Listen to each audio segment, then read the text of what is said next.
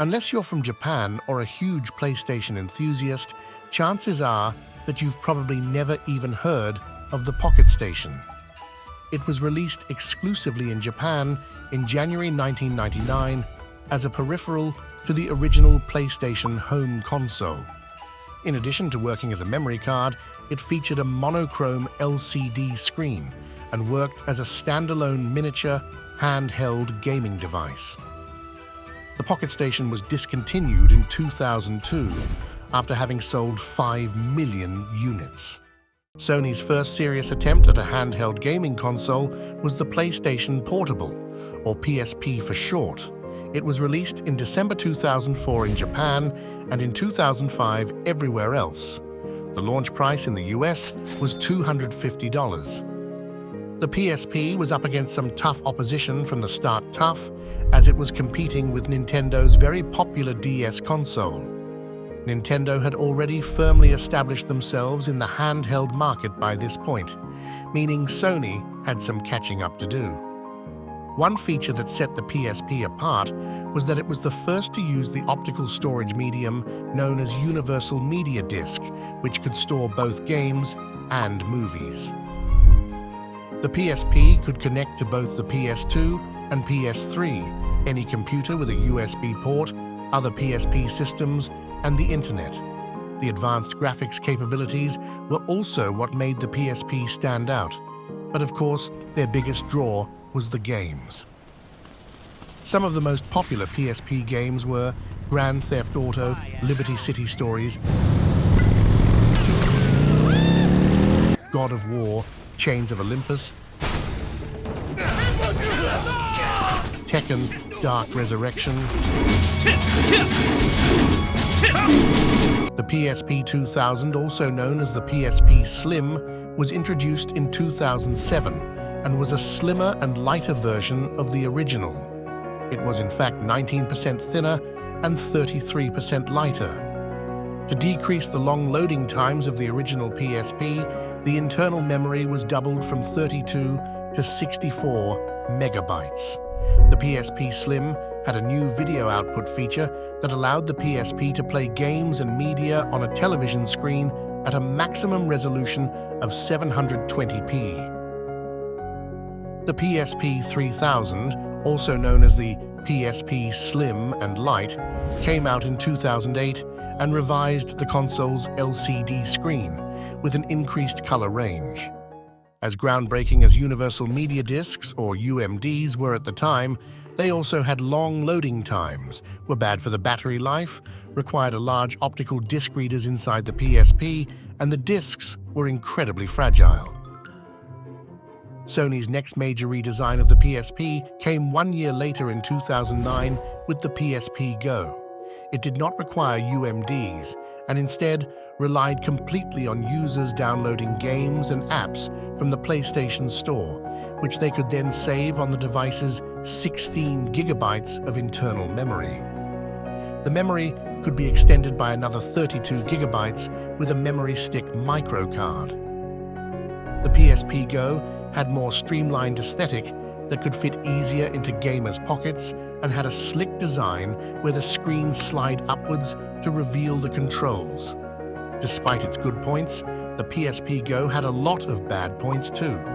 For instance, it was not backward compatible with the original PSP, meaning if you already owned a PSP but wanted to upgrade, you'd have to buy all your games again.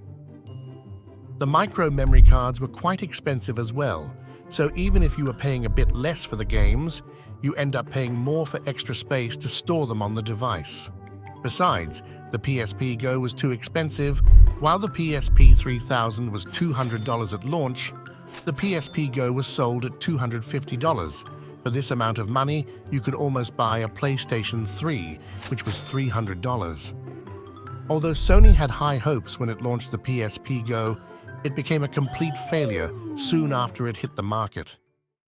Sony's final noteworthy edition of the PSP came in 2011 when they released the E1000 model, also known as the PSP Street. It was basically just a budget, stripped-down version of the PSP. It had no Wi-Fi capability, no microphone, and no stereo speakers.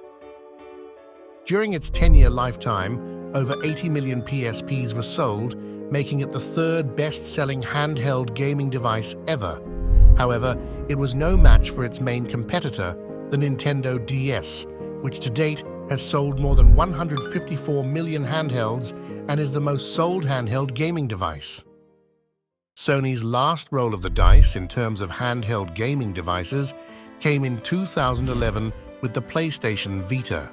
It had the same launch price as the original PSP, set at $250.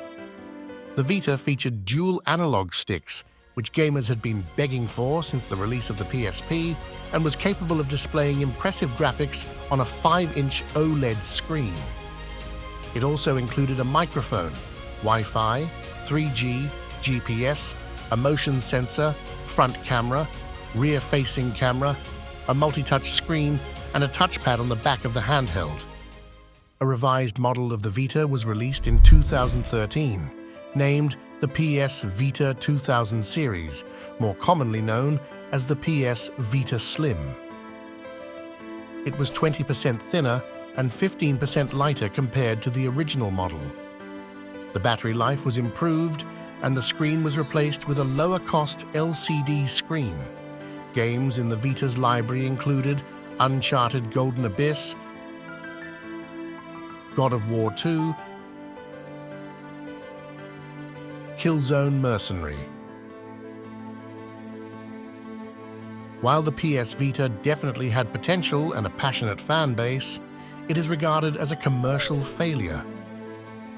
There are a number of reasons why it failed. First of all, the PS Vita memory cards were very expensive. For example, a 16GB card cost $70 and a 32GB card even $120. The PS Vita only had 1 GB of memory, so a memory card was necessary to have for most people. Second, Sony released the PlayStation 4 a year after the launch of the Vita and basically focused all its attention on selling this console. And third, there was a lack of support from major third-party developers, since Vita games were substantially more expensive to make compared to developing games for the Nintendo 3DS.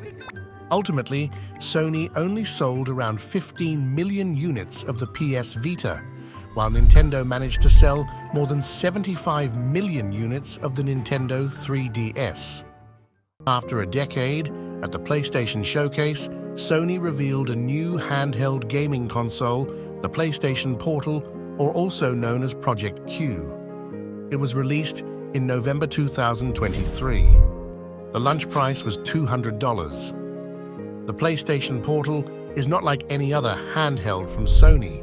It's a streaming device that can transmit PlayStation 5 games directly from the console and onto its screen using remote play.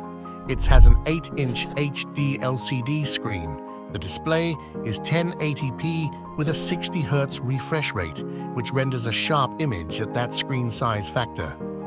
Sony has also made an odd decision not to include Bluetooth functionality on the PlayStation Portal, but it does have built-in speakers and a 3.5mm headphone jack. Because it's a streaming-only device, it has no micro SD port.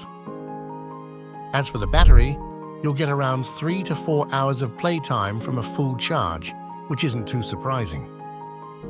The other noticeable part of the PlayStation Portal's build is the controller, which looks like a dual sense that has been chopped in half and attached to each display side.